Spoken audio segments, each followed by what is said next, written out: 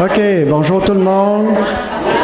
OK, si on peut prendre notre place. Bonjour, bonjour. OK. OK, choisissez votre place. Si vous voulez choisir, on va commencer, je vais vous laisser choisir un chant pour commencer. Non, on va choisir un chant. Vous avez les livres de chant, non?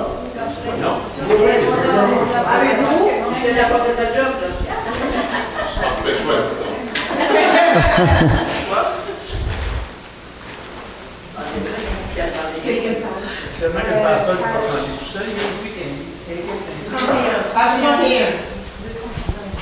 Page 31 de 89.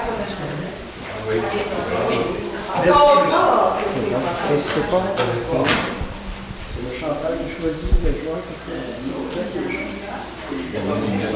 Oui, il faut mettre une minute. C'est bon,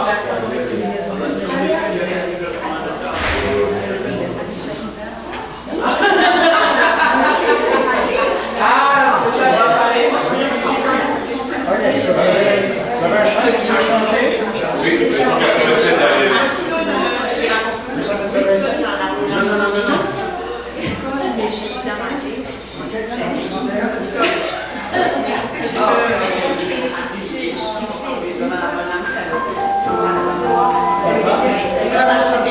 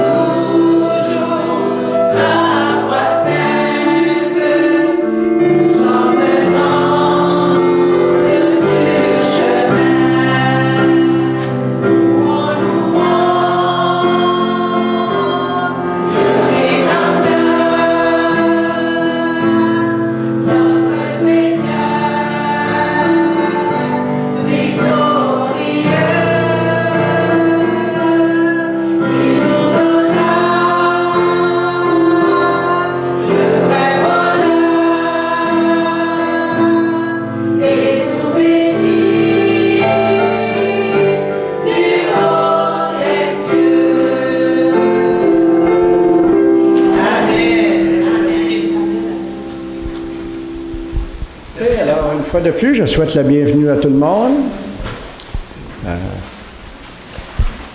C'est agréable de se rejoindre à chaque jour, d'être ici sur le camp. On peut profiter de ce temps spirituel ensemble. Et bonjour, bienvenue. Il y en a peut-être d'autres qui sont en chemin, qui vont arriver bientôt. Alors, on accueille tout le monde. On est content de vous voir chacun de vous, en présent ici. Oh, je ne vois pas de... Ben, à part qui est levé avec nous ce matin. Et puis, notre pianiste aussi.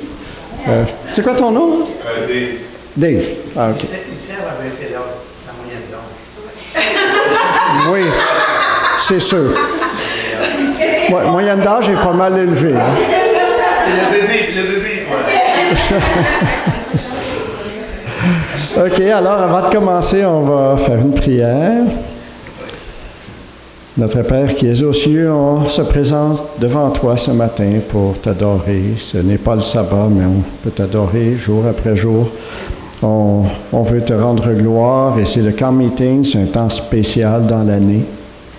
Alors on sait que tu es présent avec nous et que tu veux nous guider, ton esprit est disponible. Alors on demande que cet esprit soit en chacun de nous et en Jacqueline qui va présenter le message aussi ce matin. Guide-nous par ton esprit et on se présente devant toi, on n'a aucun mérite, on n'a aucun mérite, c'est vraiment par Jésus qu'on peut se présenter devant toi et nous voulons t'amener ce culte que nous espérons qui va être agréable et qui va être en accord avec ton esprit, avec la vérité. Que tout soit fait selon ta volonté et que toute la gloire soit à toi d'éternité en éternité. On ne veut prendre aucune gloire, nous, parce que tout vient de toi. C'est grâce à toi qu'on est ici, c'est grâce à toi qu'on peut faire ce qu'on fait aujourd'hui.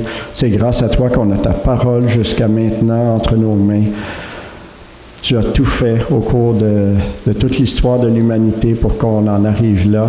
Et on sait aussi que tu viens bientôt. Et le message qu'on lit et qu'on entend jour après jour pendant qu'on est dans ce camp, c'est que ta venue est bientôt et on a hâte. On dit, viens Seigneur Jésus. Que l'Esprit et l'Église disent, viens. Que tout soit bon, soit avec ceux qui sont en route. S'il y en a qui vont venir se joindre à nous, soit avec eux. Bénis chacun de nous. Et nous t'en prions au nom de Jésus. Amen. OK. Le chant « Ne crains rien, je t'aime ».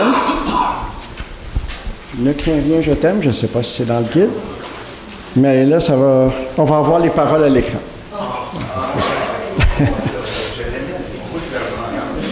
Ah ouais, c'est ça. C'est ça. Vos dons font que maintenant, on peut avoir les paroles à l'écran.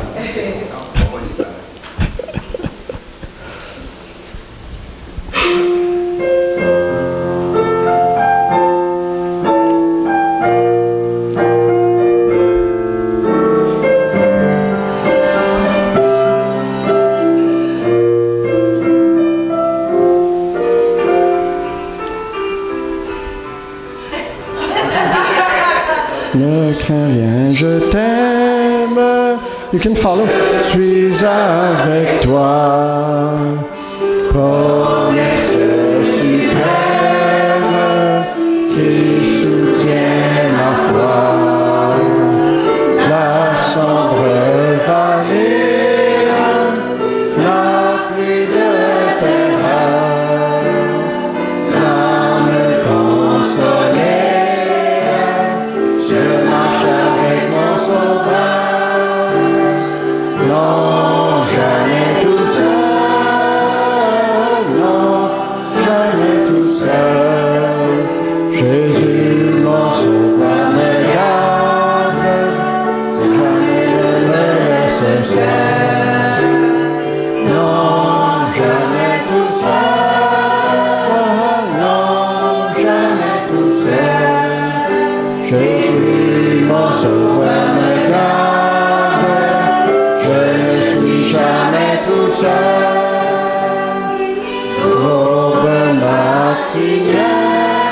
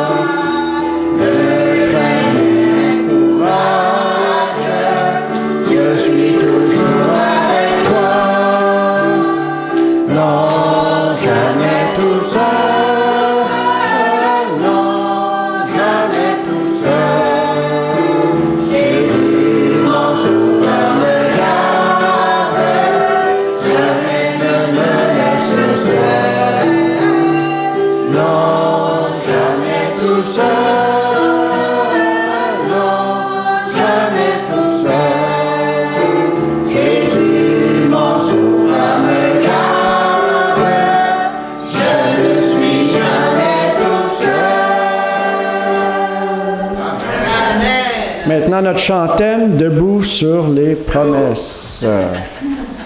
On est déjà debout, donc je n'ai pas besoin de vous demander de vous lever. Ou je peux vous demander de vous asseoir et de vous relever. Comme ça, on va être debout pour les promesses. Il n'y a pas besoin.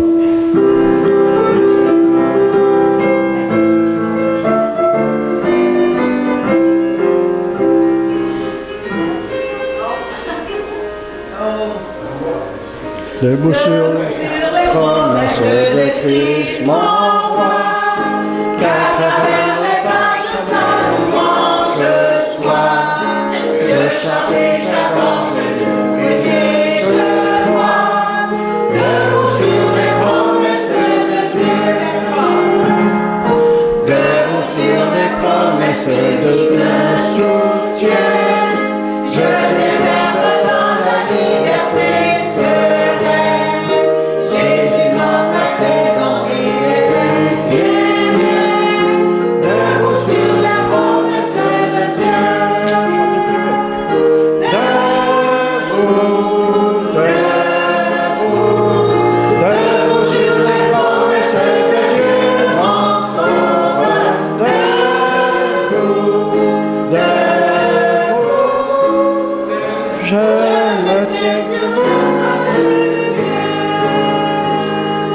Debout sur les promesses de Dieu, je crois. Le sang de Jésus-Christ est parti pour moi. Pureté parfaite, debout sur les promesses de Dieu,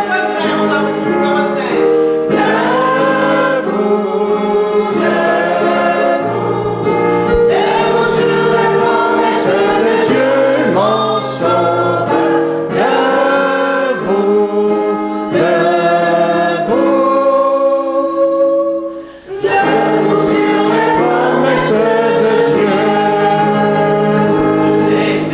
J'imagine qu'on a une musique spéciale ce matin, mais c'est pas.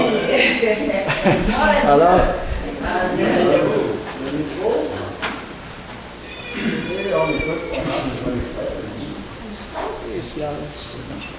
musique très spéciale.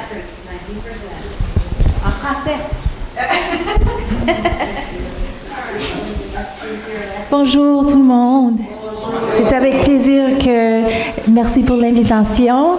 Et c'est avec plaisir que je peux vous joindre aujourd'hui. Oui, je parle français, mais je ne parle pas français très bien pour plus secular. Comment on dit?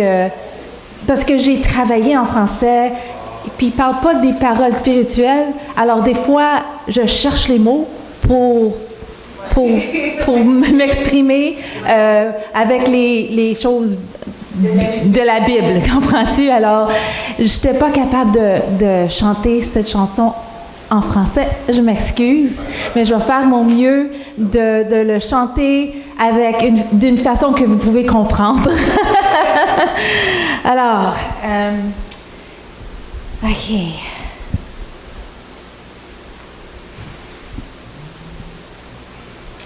J'ai une question pour vous. Qu'est-ce que l'Évangile? La bonne nouvelle? Un instant. Dans Romains, chapitre 1, verset 16, le Seigneur nous dit que l'Évangile est la puissance de Dieu. La puissance de Dieu pour le salut. OK? La bonne nouvelle est donc la puissance que nous recevons de Dieu jour après jour, à chaque instant, pour vaincre le péché dans nos vies. Amen. N'est-ce pas une bonne nouvelle? Amen. Alors la bonne nouvelle, c'est la puissance de Dieu. Amen. Comprenez-vous? C'est quelque chose qu'on reçoit chaque fois qu'on demande. Alors c'est vraiment là pour nous. Chaque fois qu'on demande, il va nous donner beaucoup. Alors, soyez pas découragés. Dieu est là pour nous. Amen. Amen. C'est quel verset? Pardon? Oh, Romains, chapitre 1, verset 16.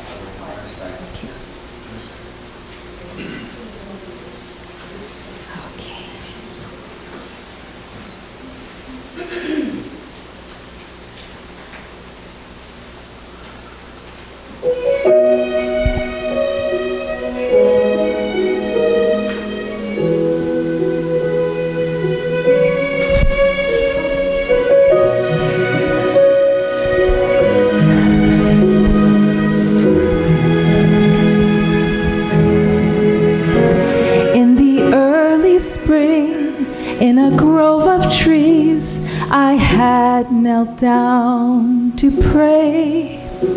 For the world I knew was a world confused. I wanted to know the way.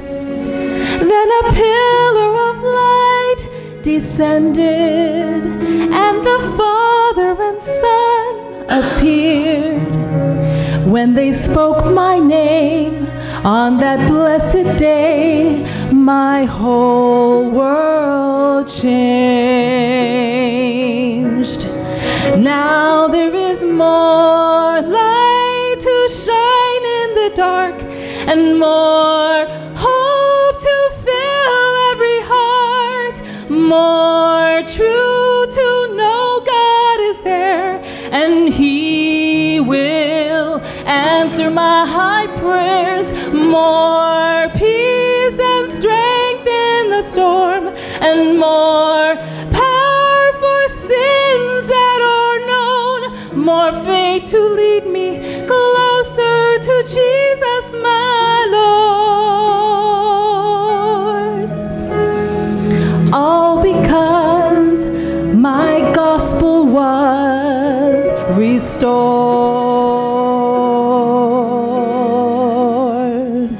Better. In a troubled time, in the growing strife, if heaven seems so far, find a quiet place, put the world away, and ask with an open heart. For the truth only God can give us, and the promise of joy and peace. And the time will come, like the rising sun, when we will see that there is more light to shine in the dark, and more hope to fill every heart, more true to know God is there, and He will answer our prayers, more peace and strength in the storm, and more power for victory is ours, more faith to lead us closer to Jesus, my Lord. All because my gospel was restored. All because my gospel was restored.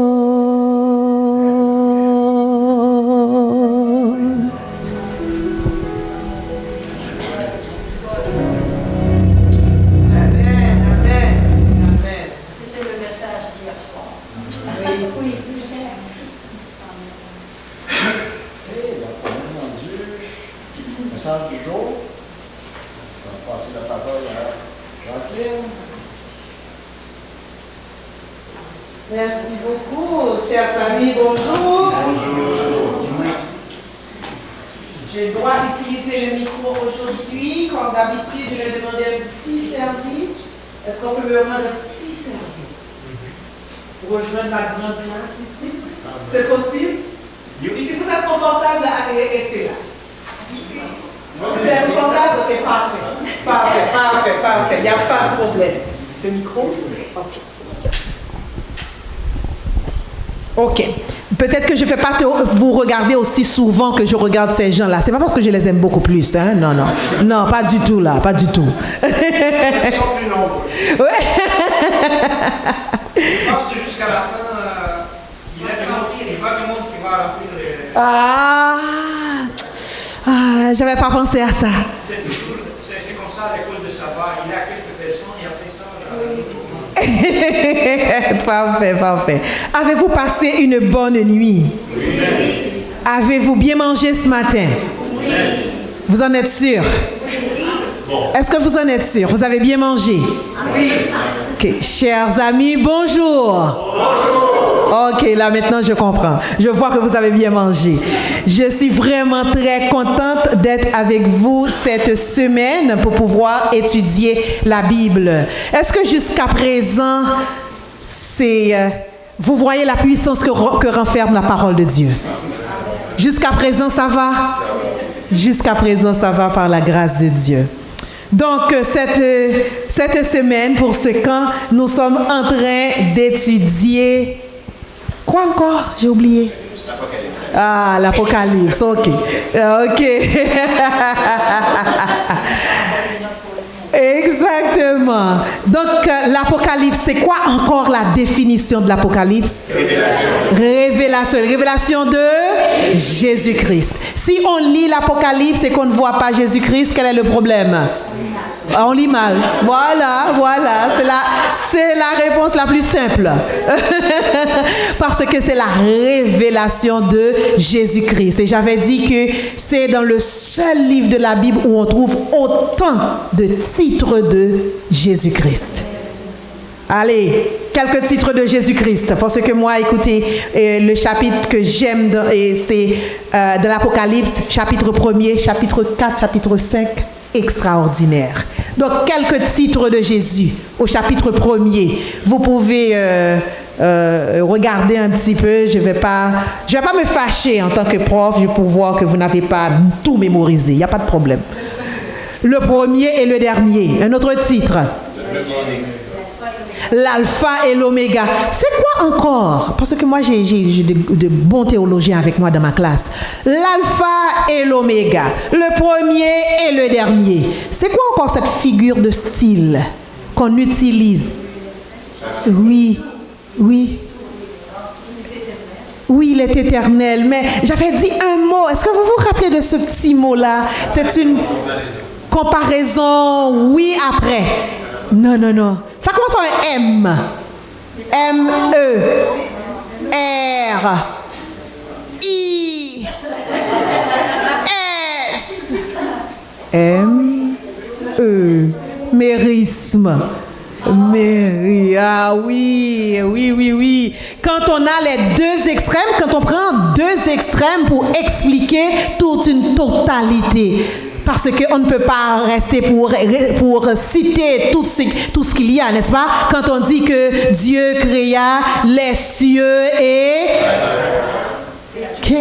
Exactement tout ce que c'est seulement le ciel et puis la terre et puis il n'y a rien d'autre.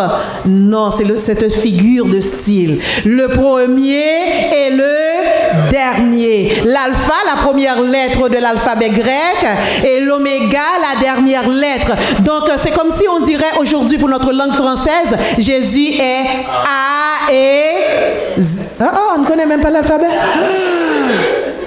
Et on parle français. A et Z, c'est-à-dire il est B, il est C, il est D, il est F, il est tout ce que vous trouvez dans l'alphabet. Le premier et le dernier, l'alpha et l'oméga, le commencement et la fin, celui qui... dans le passé qui était, qui est et qui... Jésus-Christ est toujours le même. Le chant, le témoin fidèle. Allons-y pour le chant. Jésus-Christ est toujours le même. Et où est-ce qu'on trouve les paroles de ce chant? Hébreux, chapitre 8.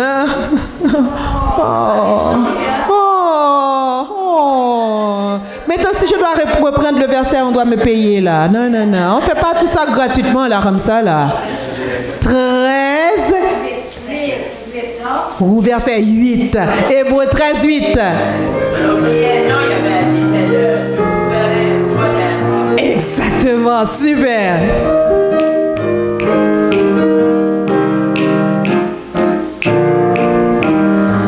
Jésus-Christ, oh c'est trop haut pour moi. Tout Jésus-Christ est... Ok, comment est-ce qu'on va faire ça? Toujours le même. Toujours le même. Jésus est toujours le même. Éternel. Ok, on va descendre.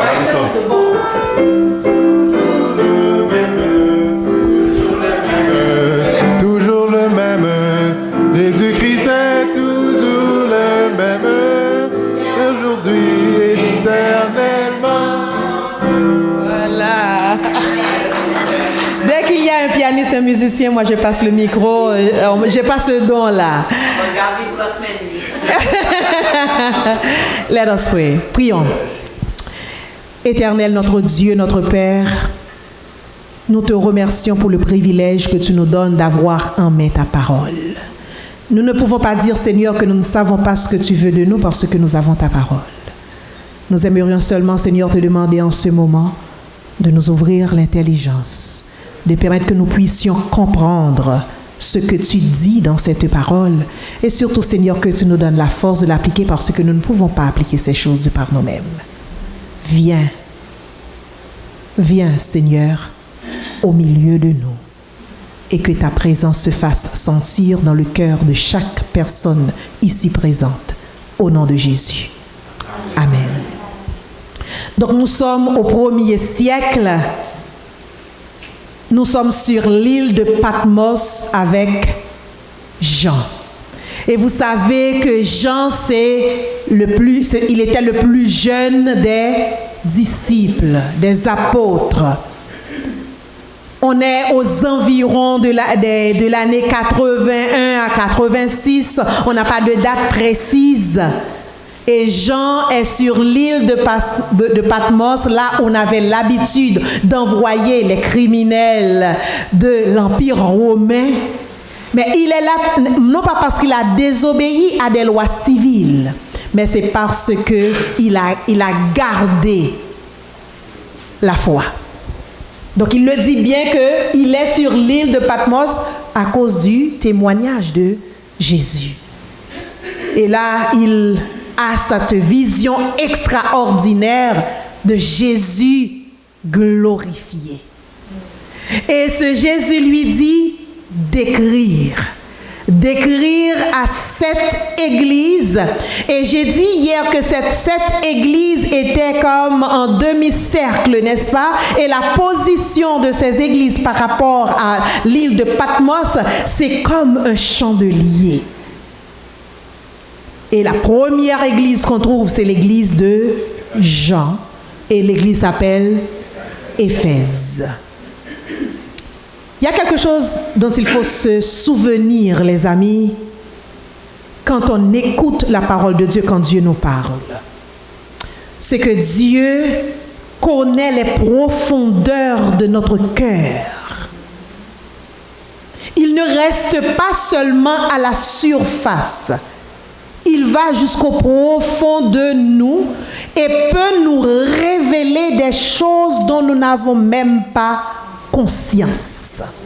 Comprenez bien que Jean est l'ancien de l'église d'Éphèse. Jean a bien enseigné cette église, mais qui aurait cru que Jésus aurait dit de cette église qu'elle était une église sans amour? Des fois, quand on écoute la parole de Dieu, si on ne fait pas attention, on peut toujours dire que cette parole s'applique à X, à Y et à Z, mais pas à moi. Parce que moi, écoute, je fais ci, je fais ça, et la liste s'allonge. Les amis, ouvrons toujours notre cœur à la parole de Dieu. Et ne pensons pas que nous savons beaucoup mieux que lui. C'est la raison pour laquelle Jésus s'est présenté à cette église comme celui qui marche au milieu des églises et qui tient les anges de cette église ou les pasteurs, les leaders spirituels de cette église dans sa main. Éphèse, l'église très bien formée théologiquement, mais sans amour. Aujourd'hui, deuxième église. Et la promesse de Dieu à l'église d'Éphèse, c'est l'arbre de vie. Je vais te permettre de revivre parce que quand on est sans amour, on ne vit pas. On est mort. Imaginez les gens sans amour qui vivent éternellement. La Deuxième Guerre mondiale qui se poursuit, qui continue et continue et continue. Les méchants qui prospèrent et qui continue, et qui continue, et qui continue. C'est la raison pour laquelle la bonne nouvelle, c'est que Jésus dit non, si tu ne changes pas, je dois te mettre de côté. Tu dois te mettre de côté. Aujourd'hui, la deuxième église. Donc, première église, c'est l'église Éphèse. Deuxième église, Smyrne. Il y a une autre église qui n'a pas trop été, j'ai peur de dire le mot malmenée par Jésus, mais c'est l'unique église où il n'y a pas vraiment de mais. Rappelez-vous la structure que je vous ai donnée, n'est-ce pas? Écrit à l'église de, c'est l'adresse. De la part de, c'est un titre de Jésus qui correspond à la situation de cette église. Ensuite, Jésus commence par dire toutes les bonnes choses qui sont dans cette église. Et puis, il y a le petit mais. Ensuite, Jésus donne la promesse et rappelle qu'il faut écouter l'Esprit. Regardons cette structure dans cette église. Nous sommes dans Apocalypse, chapitre 2, et aujourd'hui, nous allons lire les versets 8 à 11. Apocalypse, chapitre 2, versets 8 à 11. On lit d'abord le premier verset, le verset 8. Ensemble, et je veux entendre votre voix. Est-ce qu'on est prêt pour que je puisse entendre votre belle voix? C'est juste que ah, et toi, tu dis quelque chose contraire à l'Assemblée de Dieu, hein?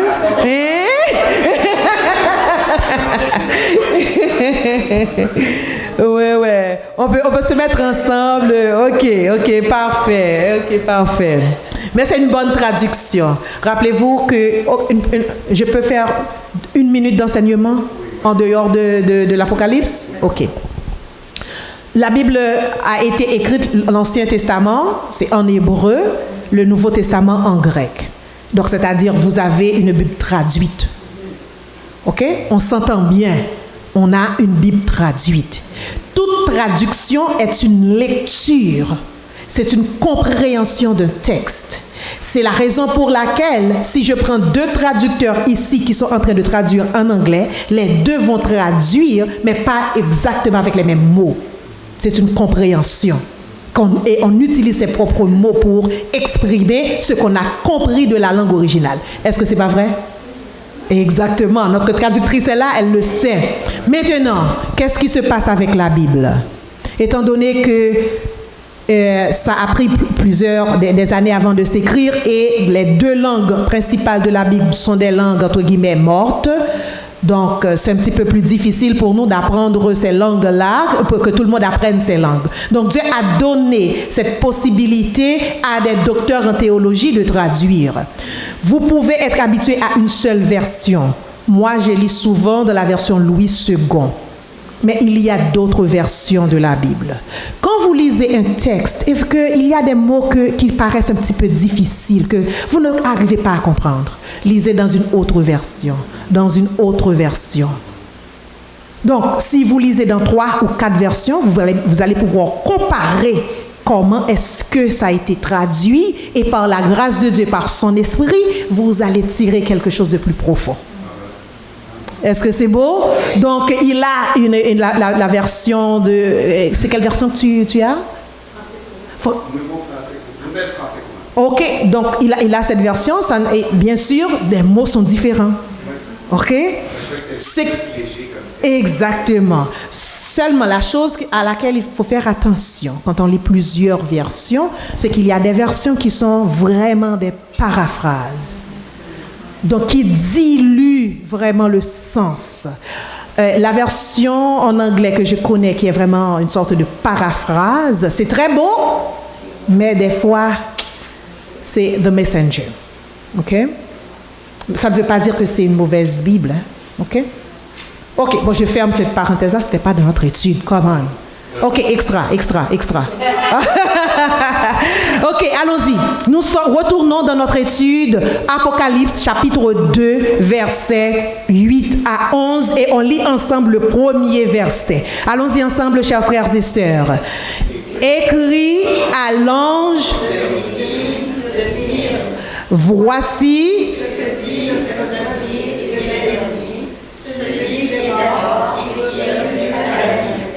ça vous donne, on s'arrête là, ça vous donne déjà un aperçu de des problèmes ou de la situation à l'église de Smyrne.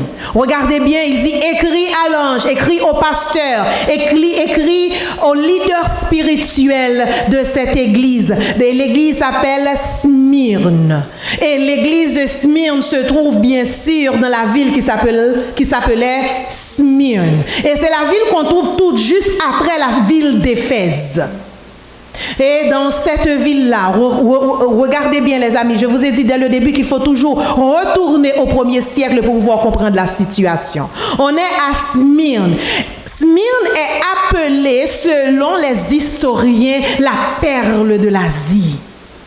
C'est une ville qui est extrêmement riche. C'est une ville aussi qui est très païenne parce que de toute façon dans cette ville, ils ont dit qu'ils ont eu l'honneur, le privilège d'avoir le premier temple qui était consacré à la déesse de Rome. Il y a aussi un temple qui est consacré au culte de l'empereur parce que partout dans l'Empire romain, on doit avoir ce temple-là. Un temple qui est consacré au culte de l'empereur. On va retourner un petit peu plus en détail dans les autres versets concernant ce culte de l'empereur, comment est-ce qu'on le faisait à cette époque. Donc Smyrne, on dit que dans Smyrne, à cette époque-là, il y avait à peu près 200 000 résidents, 200 000 habitants. Une ville qui est très riche. Il y a des marchands, il y a des entreprises. Les gens passent par Smyrne pour aller dans d'autres villes et s'arrêtent pour pouvoir faire du commerce. Il y a des gens qui sont là pour pouvoir vraiment s'associer professionnellement parce que au 1er siècle dans l'Empire romain, comme maintenant dans notre société, il n'y avait pas ce qu'on appelle le réseautage, mais en fait la société fonctionnait de cette façon-là. On est ensemble, on est dans un même commerce, on se met ensemble, on se rencontre. La vie sociale, la vie professionnelle est mélangée à la vie religieuse. À Smyrne, il y a une église parce que, bien sûr, c'est dit, écrit à l'église de Smyrne. Mais il n'y a pas seulement l'église chrétienne à Smyrne, il y a aussi une bonne communauté de Juifs. On est après l'an 70. On sait qu'après la destruction du temple en l'an 70, il commence à y avoir cette grande séparation entre les Juifs et les chrétiens. Parce qu'après la résurrection de Jésus-Christ, il n'y a pas encore de séparation entre les Juifs et les chrétiens. Non, non, non. Parce que les apôtres sont là, ils attendent 50 jours après la résurrection de Jésus-Christ, il y a eu la Pentecôte. C'est la raison pour laquelle on appelle Pentecôte. C'est 50. Donc, ils sont dans le temple, ils sont en train de prier, et là, ils sont animés par le Saint-Esprit, ils sortent, ils partagent leur foi. Est-ce que ça va bien? Donc, ils partagent leur foi, mais jusqu'à présent, ils sont encore des Juifs. Ils utilisent la même Bible. Il n'y a pas encore le Nouveau Testament. Pas encore. Ils continuent à faire les mêmes services dans le temple, dans les synagogues. Mais à partir de l'an 70, si vous êtes intéressé pour savoir pourquoi, venez me voir après. À partir de l'an 70, il y a cette division. Les Juifs restent ensemble parce que définitivement, ils ne croient pas que Jésus est le Messie. Et les chrétiens, eux, ils croient que Jésus, ce charpentier, ce fils de charpentier, est le Messie. Je dis toujours, au 21e siècle, notre problème, c'est que nous voyons Jésus uniquement comme fils de Dieu, nous perdons l'aspect de l'homme en lui. Au 1er siècle, on voit que c'est un homme. Il n'est pas fils de Dieu. Smyrne a son église, mais aussi une communauté de Juifs pratiquants. Jésus se présente, le premier et le dernier. C'est quoi encore la figure? Mérite. C'est-à-dire, il est là, mais il sait absolument tout. Il est le premier et le dernier. Il est le commencement et la fin. Et il se présente aussi celui qui était mort. Dès lors, à quoi est-ce que vous pensez dans le contenu de cette lettre? À quoi est-ce que ça va faire référence? À la mort, n'est-ce pas? Parce que Jésus dit, se présente, oh non, moi je comprends, j'étais mort, mais attention, je suis revenu à la vie. C'est-à-dire, si jamais vous faites face à une situation qui provoque votre mort, ne vous inquiétez pas, je vous comprends, parce que moi aussi, j'étais mort, but guess what? Devinez quoi? Je suis revenu à la vie. Donc, si vous croyez en moi, vous êtes mort, quel est le problème? Parce que vous allez aussi revenir à la vie. Donc Jésus se présente. Je suis le premier et le dernier. J'étais mort. Mais voici, je suis revenu à la vie. Donc quelle est la situation? Pourquoi est-ce que Jésus se présente comme ça? Verset 9. Verset 9. Allons-y avec moi les amis. Je connais ta tribulation et ta pauvreté, bien que tu sois riche, et les calomnies de la part de ceux qui se disent juifs et ne le sont pas, mais qui sont une synagogue de... Jésus commence par dire, comme pour toutes les autres lettres, je connais. Écoutez les amis, maintenant, à l'ère de la technologie, on pense connaître beaucoup de gens. On a 1 million de followers sur Facebook, TikTok, Instagram, quel que soit le réseau social auquel vous pouvez penser. Sur Facebook, quand j'ai commencé, j'étais vraiment très, très, très jeune. OK? Donc, quelques années de cela. J'avais peut-être 10 ans quand j'ai commencé sur Facebook. Merci de me croire. Merci beaucoup. Tout de suite, j'ai eu des demandes d'amis et après une semaine, c'était plus de 500 amis. Oh my God! Des gens qui me connaissent. Vraiment? Vraiment? Ces gens-là me connaissent ou connaissent mon nom vaguement? On s'est peut-être rencontrés pour une semaine dans un programme, dans une activité. Exactement, ce sont des amis par alliance. Ils ne me connaissent pas. Et des fois, les amis, maintenant, on peut tomber dans le piège de savoir, de dire, oh, je connais. On lit la vie des célébrités. Oh, elles ont mangé ça et ça. Oh, elles s'habillent de cette façon-là. Ah, vous les connaissez vraiment? Moi, c'est toujours comique de voir les commentaires, de lire des commentaires pour une célébrité qui se marie avec X ou Y. Et là, il y a des gens qui sont fâchés.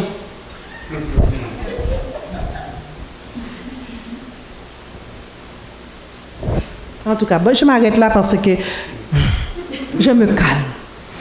Une grande respiration. Je connais la personne, l'être qui peut dire cette phrase-là et qui peut rester derrière cette phrase-là avec beaucoup d'assurance, c'est la Trinité. Dieu le Père, Dieu le Fils et Dieu le Saint-Esprit. Quand Dieu te dit qu'il te connaît, il te connaît. Ce n'est pas une connaissance superficielle. Ce n'est pas le visage que vous donnez à vos amis, le sourire que vous mettez sur votre visage quand vous quittez la maison, même si vous avez quitté un mess à la maison, mais vous ne voulez pas montrer cela à l'extérieur.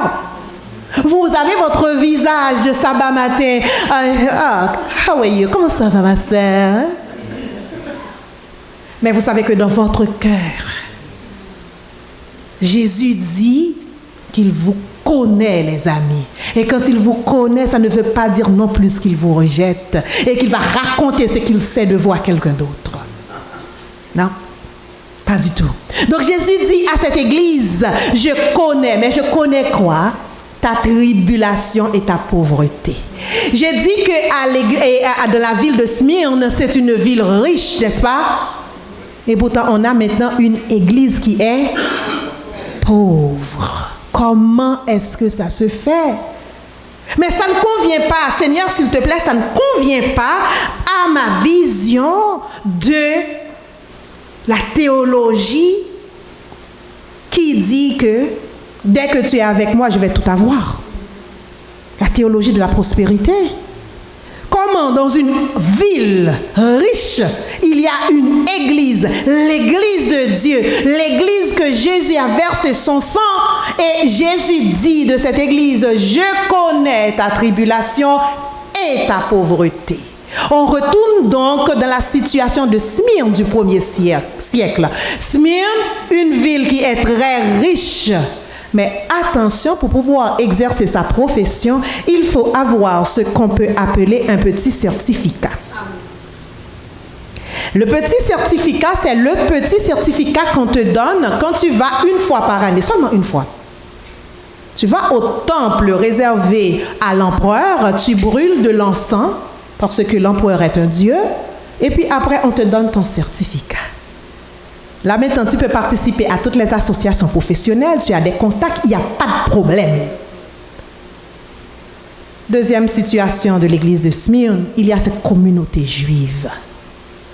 Étant donné que j'ai dit à partir de l'an 70, la communauté chrétienne est séparée de la communauté juive, eh bien, qu'est-ce qui se passe? C'est que les Juifs, eux, ils commencent à dire de mauvaises choses des chrétiens. Parce que il y en a certains qui sont tellement attachés à leur religion, et là tu viens, ils attendent encore le Messie. Et le Messie pour eux va venir les délivrer de l'oppression romaine. Le Messie va redorer le blason national de la nation juive. Et le Messie va remettre la nation juive sur l'échiquier mondial. Et là, vous êtes en train de dire que ce petit-fils de charpentier qui était pauvre et qui est mort sur une croix, objet de malédiction, est notre Messie. Comment? Et là, bien sûr que certains Juifs vont commencer à dire des choses, à vraiment mettre les bâtons dans les roues. Parce que les Juifs sont parmi ceux qui sont exemptés d'avoir le certificat. Les Juifs peuvent exercer leur profession, leur religion. Rappelez-vous quand ils ont voulu tuer Jésus. Ils avaient le droit de juger spirituellement, de façon religieuse, cet homme-là. À cause de leur religion, ils avaient ce privilège. Ils ne pouvaient pas prendre la décision de le crucifier parce que ça, c'était réservé au gouvernement romain. C'est pourquoi ils ont dû présenter Jésus devant Pilate. Est-ce que vous comprenez? Là maintenant, ils n'ont pas besoin de certificat. Et puisque les chrétiens, ce ne sont plus avec les Juifs, eh bien là, c'est comme si maintenant les chrétiens n'ont plus de protection. Jésus dit à cette église, je connais ta tribulation. Je sais que tu n'as pas d'argent. Parce que là maintenant, puisque les chrétiens ne veulent pas adorer l'empereur, ils n'ont pas de certificat, mais qu'est-ce qui va se passer? Ils ne peuvent pas s'associer pour faire du commerce. Ils sont rejetés. Jésus dit, je connais la situation. Tu es pauvre, mais attention, tu es riche. Tu es riche de la foi, tu es riche de la grâce, mais tu n'as pas de monnaie sonnante et trébuchante. Tu n'as pas de compte en banque avec des zéros et des zéros et des zéros. Tu es comme Jacqueline, peut-être un petit $20. Je connais ta tribulation. Toi aussi, bienvenue dans le club, mon frère. Je connais ta tribulation et ta pauvreté. Mais attention, au point de vue spirituel, tu es riche. C'est le contraire qu'il va dire de Laodicée, rappelez-vous? Quand j'ai dit que c'est dans le sens du chandelier, l'église qui est parallèle à Smyrne, c'est Laodicée. Jésus dit, oui, je connais ta tribulation, ta pauvreté, bien que tu sois riche. Et les calomnies de la part de ceux qui se disent juifs et qui ne le sont pas, qui sont en fait une synagogue de Satan. Jésus même est en train de dire à certains juifs, à cette communauté juive qui est en train de donner des problèmes à son église, vous n'êtes pas de vrais juifs. Vous n'êtes pas de vrais juifs. Verset 10. Jésus connaît la tribulation, la pauvreté, mais il n'est pas impuissant. Jésus n'est pas impuissant. Jésus, c'est le Tout-Puissant. Rappelez-vous que notre combat, ce n'est pas un combat avec la chair et le sang. C'est un combat spirituel. Donc c'est pourquoi Jésus va dire, ne crains pas. Je connais le stress quotidien par lequel tu passes. Ne crains pas. On n'a pas besoin de dire à une personne de ne pas craindre si la personne n'a pas peur, n'est-ce pas? Ça n'a absolument aucun sens. Donc Jésus sait que ces gens-là ont peur pour leur vie. Ne crains pas. Ne crains pas ce que tu vas souffrir. Voici, le diable jettera quelques-uns de vous en prison. C'est-à-dire, Dieu donne la possibilité à Satan d'exercer des tortures, d'exercer des choses qui sont mauvaises. Mais attention, rappelez-vous ce que j'ai dit et samedi, il faut toujours comparer sa vie à l'éternité, de la perspective de l'éternité, mais pas pour les 50 ans, les 70 ans, les 80 ans qu'on passe sur la terre. Ça, c'est rien, les amis. Que sert-il à un homme de gagner le monde entier, mais s'il perd son âme? So Dieu dit, ok, je sais que sur la terre, il va y voir ces choses-là et je donne la permission. Parce que en fait, dans le livre de l'Apocalypse, il y a un terme qui va revenir tout le temps, c'est le terme de la persévérance. Persévérance, ça veut dire que vous avez passé à travers des choses et que vous les avez vaincues.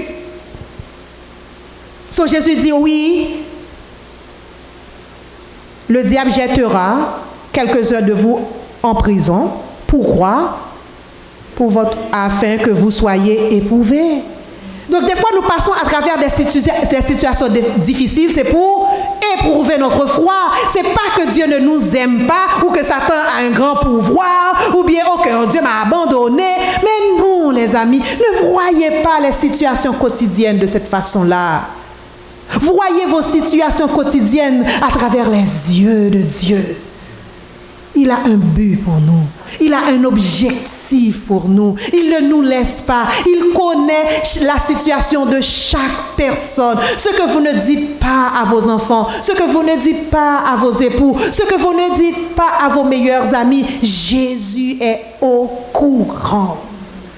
Et il ne vous abandonne pas. Donc il dit, ok, je vais laisser la possibilité pour que vous puissiez être en prison. Mais tout simplement, c'est pour éprouver votre foi. Et il fait une prédiction, vous aurez une tribulation de 10 jours. Un symbole. 10 jours, c'est la plus petite période dans la littérature juive, dans la pensée juive, où on peut être soumise à une tentation. Rappelez-vous, Daniel. Les 10 jours pendant lesquels il n'a pas mangé la nourriture qui lui était offerte. Donc 10 jours, ce n'est pas des 10 jours littéraux, mais c'est la plus petite période de tribulation qu'on peut subir. Donc vous aurez des tribulations de 10 jours, mais attention, sois fidèle jusqu'à la mort et je te donnerai la couronne de vie. Sois fidèle jusqu'à la mort et je te donnerai la couronne de vie. Les amis, restons fidèles même si nous sommes devant la mort. Gardons la foi en Dieu. Ne perdons jamais confiance parce que Jésus est avec nous et il nous promet qu'il va donner la couronne de vie. Le mot couronne qui est utilisé ici, il y a 2 mots grecs qui sont utilisés pour parler de couronne, surtout dans le Nouveau Testament. Le premier mot, c'est le mot diadéma. Diadème, vous connaissez le mot diadème en français, right? C'est la couronne que le roi porte. Diadéma. L'autre mot qui est utilisé, c'est le mot Stéphanos. Stéphanos, c'est la couronne qu'un athlète a après avoir gagné le jeu. C'est-à-dire, je sais que vous avez des équipes, vous êtes fanatique d'une équipe ou I don't know. Mais ce qu'on remet maintenant, c'est peut-être une sorte de trophée. On ne remet plus de couronne, mais à cette époque-là, c'était des couronnes pour les athlètes des Jeux olympiques. Il y avait des Jeux à Smyrne. Et c'est cette couronne-là qu'on donnait. Et la couronne s'est formée, c'est comme une sorte de guirlande avec des fleurs. C'est ça. Et le mot qui est utilisé ici pour couronne, c'est Stéphanos. Donc c'est la récompense qu'on donne après avoir passé après différentes épreuves et qu'on a été le vainqueur. Donc Jésus dit à cette église, sois fidèle jusqu'à la mort et voici donc ma promesse. Je vais te donner la couronne de vie. La couronne qui consiste en la vie éternelle. Et il termine que celui qui a des oreilles entende ce que l'Esprit dit aux églises. Celui qui vaincra n'aura pas à souffrir la seconde mort. Les amis, nous n'aurons pas à subir la seconde mort si jamais nous restons attachés à Jésus. Jésus l'avait bien dit, n'ayez pas peur de ceux qui peuvent détruire le corps. N'ayez pas peur de cela. Les amis, pour la plupart d'entre vous, vous êtes déjà retraités. Il y a peut-être des questions qui vous passent en tête. Qu'est-ce que l'avenir va me réserver? Vous avez vu des enfants, des amis qui ont eu le cancer et qui sont morts. Au fur et à mesure qu'on grandit, je suis la plus jeune de ma famille. Il y a beaucoup de chances que je reste la seule survivante. Right? Jusqu'à présent, Dieu nous a fait grâce, aucun de mes proches n'est mort, sauf mes parents. Mais si Jésus ne revient pas bientôt, mais peut-être que mes sœurs vont mourir avant moi. Peut-être que je vais mourir avant elles aussi, je ne sais pas. Mais quelle que soit la situation, quand on a plusieurs années ici sur cette terre, ça veut dire aussi qu'on peut voir beaucoup de mauvaises choses. Il y a des gens qui vont nous quitter. Il y a des situations difficiles. Pour les jeunes, c'est comment trouver du travail quand on est adventiste du 7e jour maintenant. Pour notre foi, mais des fois, il y a des tribulations. On peut être inquiet. Mais Jésus nous dit ce matin, je sais ce que c'est la mort et je l'ai vaincu. Ne vous inquiétez pas, je suis avec vous. Et si vous persévérez jusqu'à la fin, je vais vous donner la couronne de vie. Qui est-ce qui aimerait avoir la couronne de vie ce matin? Amen. Nous n'aurons pas besoin de passer à travers la seconde mort, parce que la seconde mort, c'est vraiment la mort éternelle. La première mort, c'est une petite répétition, c'est un sommeil. La seconde mort, c'est la vraie affaire. Jésus dit non, exactement. Mais ne vous inquiétez pas. Voici, j'étais mort. Notre Dieu n'est pas dans la tombe. J'étais mort. Mais voici, je suis revenu à la vie. Mais la seule chose, il faut rester fidèle jusqu'à la mort. Jusqu'à la mort, nous te serons fidèles. Jusqu'à la mort. Sous ton drapeau, Jésus, tu nous appelles. Nous y mourrons en luttant avec foi jusqu'à la mort. C'est notre cri de guerre, le libre cri d'un peuple racheté. Jusqu'à la mort, nous aurons pour bannière la croix sanglante ressuscitée. Éternel notre Dieu, Seigneur, maintenant, nous pouvons avoir dans notre corps une maladie qui se développe. Nous pouvons avoir ce rendez-vous chez le médecin et le médecin nous dit « je ne peux rien faire ». Nous pouvons avoir, Seigneur, cette inquiétude pour nos enfants, pour notre famille, pour notre vie. Mais Seigneur, ce matin, tu nous fais la promesse de rester fidèle jusqu'à la mort et tu vas nous donner la couronne de vie. Nous n'aurons pas besoin de passer par la seconde mort. Seigneur, nous réclamons cette promesse ce matin.